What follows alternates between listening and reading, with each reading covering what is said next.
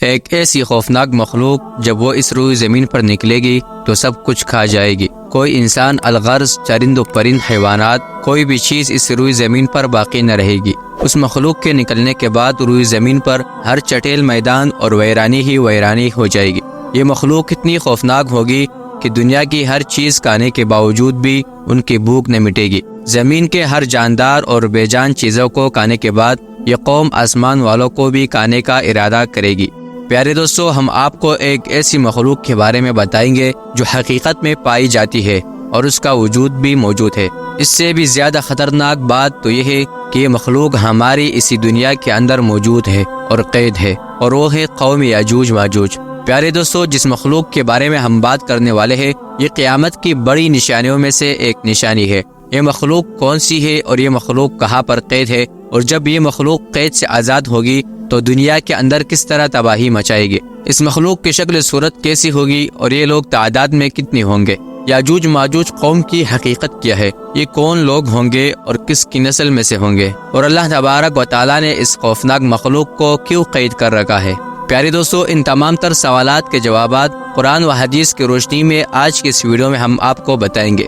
جمہور علماء تفسیر و حدیث کا قول یہ ہے کہ یاجوج و ماجوج بنی نوع انسانی کی دو قوموں یا دو قبیلوں کا نام ہے۔ حضرت آدم علیہ السلام اور یافس بن حضرت نوح علیہ السلام کی نسل سے ہے۔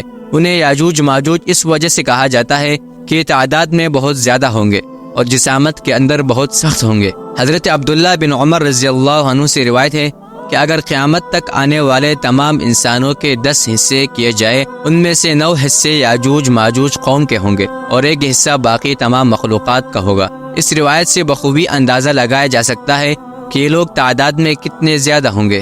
پیارے دوستو، اب بات کرتے ہیں کہ یاجوج ماجوج قوم کیسی ہوگی، ان کی شکل و صورت اور ہیئت کیسی ہوگی۔ اس کے بارے میں روایت میں آتا ہے، حضرت حذیفہ رضی اللہ عنہ سے روایت ہے کہ وہ بیان فرماتے ہیں کہ یاجوج ایک گروہ ہے اور ماجوج 4 گروہ ہے، اور ان کے ہر گروہ کے اندر 4 لاکھ افراد ہے، اور اس قوم کا ہر شخص اس وقت تک نہیں مرتا جب تک 1000 بچے پیدا نہ کر لے۔ یاجوج و ماجوج قوم میں سے ایک گروہ ایسا ہے جو 4 گز لمبا اور 4 گز چوڑا ہے۔ حضرت علی رضی اللہ عنہ بیان فرماتے ہیں کہ یاجوج ماجوج قوم کا ایک گروہ ایسا بھی ہے جن کا قد صرف ایک بالشت کے برابر ہے، اور ان کے چرندوں جیسے پنجے ہیں اور درندوں جیسے دانت ہے۔ ان کے چہرے تہ متے ڈال کی طرح ہے، ان کے بال لمبے لمبے ہیں جو ان کو گرمی اور سردی سے بچاتے ہیں، اور اس گروہ کے کان اتنے لمبے ہیں، ایک کان میں سردی اور دوسرے کان میں گرمی بسر کرتے ہیں۔ اور یاجوج ماجوج قوم کا ایک گروہ ایسا بھی ہے جو سوتے وقت اپنے ایک کان کو نیچے بچھا لیتا ہے اور دوسرے کان کو اوڑھ لیتا ہے۔ اگر یاجوج ماجوج کو پوری دنیا میں چھوڑ دیا جائے تو تباہی مچا دے گی اور لوگوں کی معیشت کو تباہ کر ڈالیں گے۔ ان لوگوں کا زیادہ تر کھانا پینا شکار سے ہوتا ہے، اور یہ قوم اتنی خطرناک ہے کہ اگر اس قوم کا کوئی فرد مر جائے تو یہ قوم خود ہی اس کو کھا جاتی ہے۔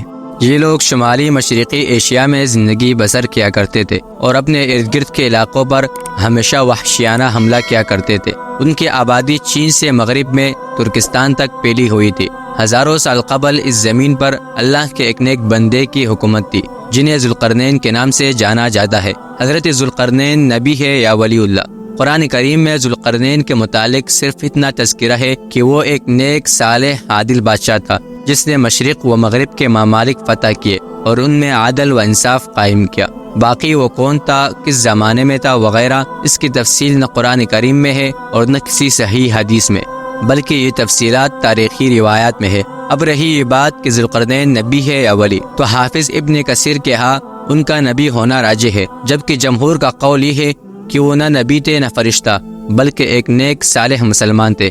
جس ذوالقرنین کا ذکر قرآن مجید میں کیا ہے، اس کے نبی ہونے میں اگرچہ علماء کا اختلاف ہے، مگر مومن صالح ہونے پر سب کا اتفاق ہے۔ اس خوفناک مخلوق کو آج سے ہزاروں سال پہلے حضرت ذوالقرنین نے ایک دیوار کے پیچھے قید کر دیا تھا۔ اللہ رب العزت نے ذوالقرنین کو زمین کے ایک بڑے حصے پر بادشاہت عطا فرمائی تھی۔ آپ نے مشرق و مغرب کا سفر بھی کیا تھا۔ جب حضرت ذوالقرنین نے شمال کا سفر کیا تو آپ کا گزر مشرقی ترکستان اور مغلستان کے علاقوں سے ہوا۔ یہ علاقہ 2 عظیم پہاڑوں کے بیچ آباد تھا، اور پہاڑ کے اس پار یاجوج ماجوج رہا کرتے تھے۔ ان لوگوں نے ذوالقرنین سے یاجوج ماجوج کے فتنے کی شکایت کی اور کہا کہ یہ قوم بار بار ان علاقوں میں حملہ کر کے فساد پھیلاتے ہیں۔ لہذا حضرت ذوالقرنین نے اس سرکش قوم کی الغار سے حفاظت کی خاطر ان پہاڑوں کے درمیان ایک مضبوط دیوار تعمیر کروائی جو لوہے اور پگھلے ہوئے تانبے سے بنائی گئی تھی۔ یہ قوم آج تک اسی دیوار کے پیچھے قید ہے اور ایک مقررہ وقت میں اللہ تبارک و تعالیٰ ان کو آزاد کرے گا۔ حضرت ابو ہریرہ رضی اللہ عنہ سے روایت ہے کہ رسول اللہ صلی اللہ علیہ وسلم نے فرمایا، پھر وہ دیوار توڑ کر لوگوں پر نکل آئیں گے، سارا پانی پی جائیں گے، لوگ قلعہ بند ہو جائیں گے، ان کے اگلے افراد بحر تبریہ سے گزریں گے تو اس کا سارا پانی پی جائیں گے، اور ان کے آخری افراد وہاں سے گزریں گے تو کہیں گے کہ کبھی یہاں پانی ہوا کرتا تھا۔ چنانچہ نبی صلی اللہ علیہ وسلم نے یاجوج و ماجوج قوم کی دیوار کے متعلق ارشاد فرمایا کہ یاجوج اور ماجوج کی قوم روزانہ اس دیوار کو کھولتے ہیں، یہاں تک کہ جب وہ دیوار کھلنے کے قریب آ جاتی ہے تو اس قوم کا سردار اپنی قوم سے کہتا ہے کہ آؤ اب واپس چلے، کل اس دیوار کو توڑیں گے۔ آپ صلی اللہ علیہ وسلم نے ارشاد فرمایا کہ اللہ تبارک و تعالیٰ اس دیوار کو پھر اسی طرح بنا دیتا ہے جس طرح وہ دیوار پہلے تھی، یہاں تک کہ جب اس قوم کی مدت پوری ہو جائے گی اور اللہ تبارک و تعالیٰ اس قوم کو لوگوں پر بھیجنے کا ارادہ فرمائے گا اور قیامت کی اس نشانی کے ظہور کا وقت قریب آ جائے گا تو اس وقت یاجوج ماجوج قوم کا سردار اپنی قوم سے کہے گا کہ واپس لوٹو، انشاءاللہ کل اس دیوار کو توڑیں گے۔ جب وہ اگلے دن آئیں گے تو انشاءاللہ کہنے کی برکت سے دیوار اتنی ہی ہوگی جتنی چھوڑ کر گئے تھے، یوں وہ باقی دیوار توڑ کر باہر آ جائیں گے اور لوگوں پر نکل آئیں گے، اور یہ لوگ روئے زمین کا سارا پانی پی جائیں گے اور لوگ ان سے ڈرتے ہوئے بھاگیں گے۔ یہ قوم آسمان والوں کو قتل کرنے کی ارادے سے آسمان کی طرف تیر پھینکے گی تو وہ تیر خون آلود ہو کر واپس لوٹیں گے۔ اس وقت یہ لوگ کہیں گے کہ ہم نے زمین والوں پر قہر نازل کر دیا اور آسمان والوں پر بھی غالب آ گئے۔ یہ سب قیامت کے قریب ہوگا۔ پھر حضرت عیسیٰ علیہ السلام ان کے لیے ہلاکت کی دعا فرمائیں گے تو اللہ تبارک و تعالیٰ ان کی گردنوں میں کیڑے پیدا فرمائے گا جس سے یہ فوراً مر جائیں گے۔ پوری زمین پر ان کی لاشوں کی بدبو پھیل جائے گی۔ پھر اللہ تبارک و تعالیٰ ایک قسم کے پرندوں کو بھیجے گا جو ان کی لاشیں اٹھا کر جہاں خدا چاہے گا پھینک آئے گا، یوں یاجوج ماجوج کا خاتمہ ہو جائے گا۔ پیارے دوستو، یہ قوم دنیا کے لیے کتنی خطرناک ثابت ہوگی اس کا اندازہ حضور پاک صلی اللہ علیہ وسلم کے اس فرمان سے لگائیے۔ حضرت ام حبیبہ رضی اللہ عنہا بیان کرتی ہے کہ حضور پاک صلی اللہ علیہ وسلم کی زوج محترمہ حضرت زینب بنت جحش رضی اللہ عنہا نے فرمایا کہ ایک دن حضور پاک صلی اللہ علیہ وسلم گھبرائے ہوئے گھر میں تشریف لائے۔ اس دوران حضور پاک صلی اللہ علیہ وسلم کا رنگ مبارک سرخ ہو رہا تھا اور آپ صلی اللہ علیہ وسلم فرما رہے تھے کہ ہلاک ہو گئے عرب والے اس شر کی وجہ سے جو بہت قریب آ چکا ہے۔